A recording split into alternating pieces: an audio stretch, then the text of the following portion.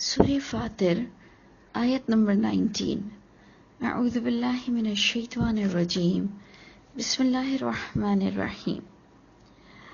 ہم نے پچھلی آیتوں میں دیکھا، ایک تو دو چیزوں کے کمپیریزن بہت دیے گئے، پھر آپ نے دیکھا کہ پچھلی آیتوں میں جو توحید کا ذکر اور شرک کی ممانعت، کہ دیکھو ہر طریقے سے اللہ تعالیٰ مجھ کو اور آپ کو شرک اور توحید کا فرق بتاتے ہیں، جس پر پروردگار نے فرمایا کہ جن کو بھی تم پکارتے ہو تمہاری پکار کا جواب بھی نہیں دے سکتے ہیں، بلکہ قیامت کے دن وہ تمہارے اس شرک کا کفر کریں گے۔ اور پھر ہم نے یہ بات بھی پڑھ لی آیت نمبر 17 میں پچھلی، کہ کوئی کسی کا بوجھ نہیں اٹھا سکے گا، چاہے ہم کسی کی بات مانیں اور گناہ کریں۔ بس رب تعالیٰ نے فرمایا کوئی کسی کا بوجھ نہیں اٹھائے گا، سب اپنے ذمہ دار خود ہوں گے، اگرچہ کہ وہ تمہارے قرابت دار بھی ہوں، لیکن اللہ سے زیادہ ہمیں کسی سے پیار کرنے کا حکم نہیں ملا ہے۔ اور جو خاص چیز ہم نے دیکھی لاسٹ آیت میں، کہ بے شک اے محمد صلی اللہ علیہ وسلم آپ بھی انہیں ہی ڈرا سکتے ہیں، آپ کی بات بھی انہی کے دل میں اترے گی، یعنی نبی کی بات بھی انہی کے دل میں اتر سکتی ہے۔ یخشون ربہم بالغیب، جو اپنے رب سے خود ڈرنے والے ہوں۔ یعنی اتنی بڑی ہستی محمد صلی اللہ علیہ وسلم جیسی ذات بھی کسی کو ہدایت نہیں دے سکتی اگر اس کے پاس خود کے پاس اس کی طلب اور وہ خود کنسرن نہ ہو۔ اور جو اللہ سے ڈرتا ہے، صلاۃ قائم کرتا ہے، تو اللہ نے فرمایا یہ ایک پاکیزگی کا عمل ہے اور یہ اس کی اپنی ذات کو نفع دے گا۔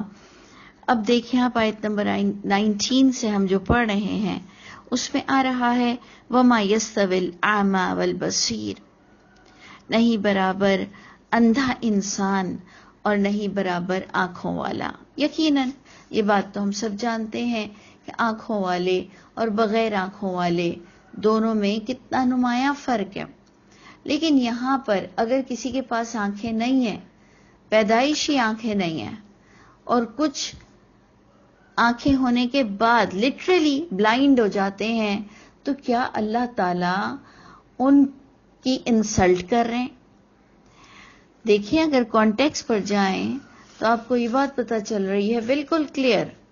ایک نارمل ذہن رکھنے والا بھی کانٹیکس پر نظر ڈال کر کہے گا کہ جو توحید کے مطابق، قرآن کے مطابق چلتا ہے، وحی کی روشنی میں چلتا ہے، وہ اللہ کے نزدیک آنکھوں والا ہے۔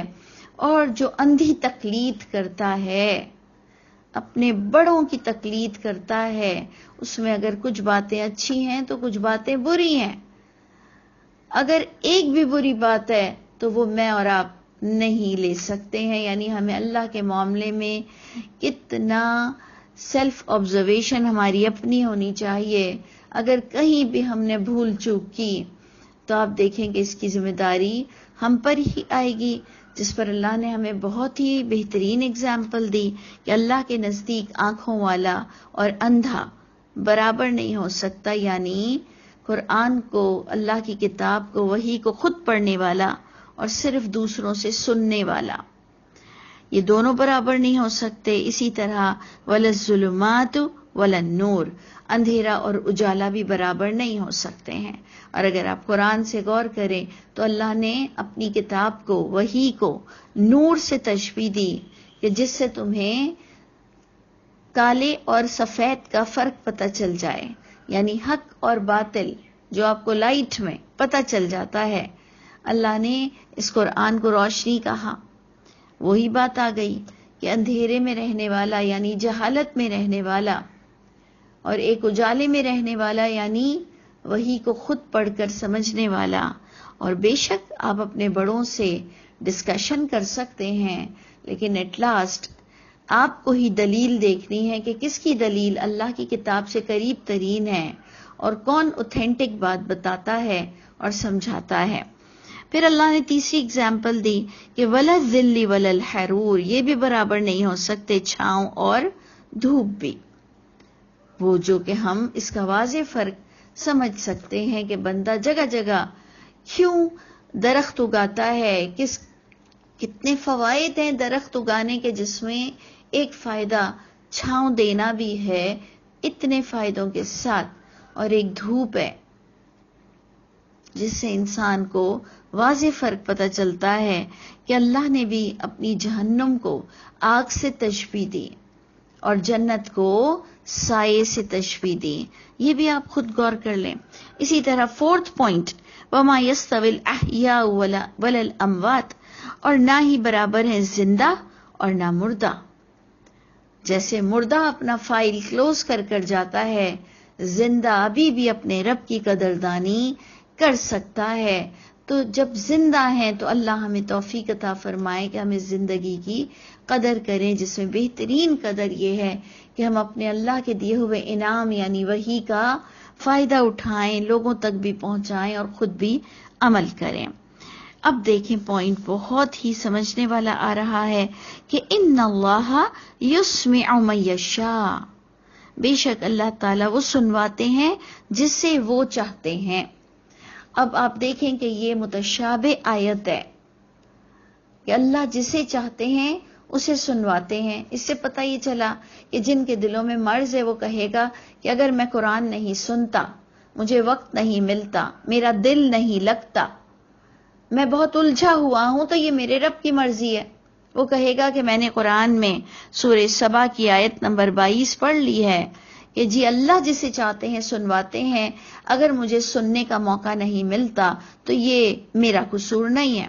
اور جبکہ عقل مند انسان وہ اللہ کی شاء کو، اللہ کی چاہت کو قرآن سے دیکھے گا کہ اللہ کس کو سنوانا چاہتے ہیں اور اللہ کس کو اس قرآن سے، الہامی کتاب سے غافل رکھنا چاہتے ہیں. اور پھر اس پر جواب آتا ہے من ینیب من اناب، جو خود جستجو رکھے گا، جو خود متوجہ رہے گا، پروردگار اسے ضرور سنائیں گے. اللہ نے فرمایا فقد جاءکم الہدی، تمہارے پاس ہدایت آ چکی ہے. تو اللہ تعالی ہم سب کو سننے والوں میں سے کرے، کیونکہ آپ جانتے ہیں کہ سننے کا ایبسلیوٹ ریاکشن ہے اچھا عمل. آپ کانوں میں صرف آواز آتی ہے فائرنگ کی اور آپ کا سر خود بخود نیچے ہو جاتا ہے بچنے کے لیے. آپ یہ نہیں دیکھتے کہ یہ پٹاخہ ہے یا کیا ہے، آپ خود بخود اس سے بچنے لگ جاتے ہیں. آپ کے کان میں آواز آتی ہے، سننے میں، صرف سننے میں آواز آتی ہے کہ آگے راستہ بند ہے، اور آپ سٹیئرنگ کو گھما لیتے ہیں بغیر کسی کی تلقین کے. صرف کان میں آواز آنا آپ کے ریاکشن کو چینج کر دیتی ہے. اس لیے سورہ ملک کہتی ہے کہ لو کننا نسمع او نعقل ما کننا فی اصحاب السعیر، کہ کچھ جلنے والے گڑ گڑا کر اپنی اس کوتاہی کا اعتراف کریں گے کہ کاش ہم نے اللہ کی کتاب کو غور سے سن لیا ہوتا، پھر عقل سے کام لے لیا ہوتا، اپنی عقل سے، کہ کیا چیز مجھے اللہ کی ملاقات پر اس ملاقات کو حسین بنائے گی. مجھے کسی پر اعتماد نہیں کرنا، کیونکہ کوئی بھی مجھے میرے رب سے دور نہ کر دے جان کر انجان میں.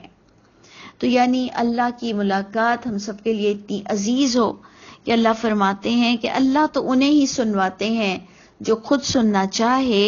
وما انت بمسمع، یعنی محمد صلی اللہ علیہ وسلم کو فوکس کرایا گیا کہ اے محمد صلی اللہ علیہ وسلم وما انت، کیونکہ وہی محمد صلی اللہ علیہ وسلم سے خطاب کر رہی ہے کہ آپ بھی سنوا نہیں سکتے ہیں من فی القبور، جو قبروں میں ہے. اے محمد صلی اللہ علیہ وسلم آپ بھی قبر والوں کو سنا نہیں سکتے. ایک تو آپ نے دیکھا کہ پچھلی ہی ہماری آیت تھی کہ وہ لوگ جن کو بھی تم پکارتے ہو، چاہے پتھر کی مورتی بنا کر یا قبر والوں کو تم پکارتے ہو، کوئی کچھ نہیں، نہ دے سکتا نہ لے سکتا. اللہ نے انہیں کوئی غیر اللہ کو، نہ زندوں کو نہ مردوں کو کوئی اتھارٹی نہیں دی. اگر اس سے بھی ریلیٹڈ اگر آپ دیکھیں تو اللہ کے رسول بھی قبر والوں کو نہیں سنا سکتے ہیں، چاہے آپ کے پاس کتنی روایتیں، کتنی احادیث موجود ہوں، لیکن اللہ کی کتاب تمام روایتوں پہ اور تمام بات پر حاوی ہے.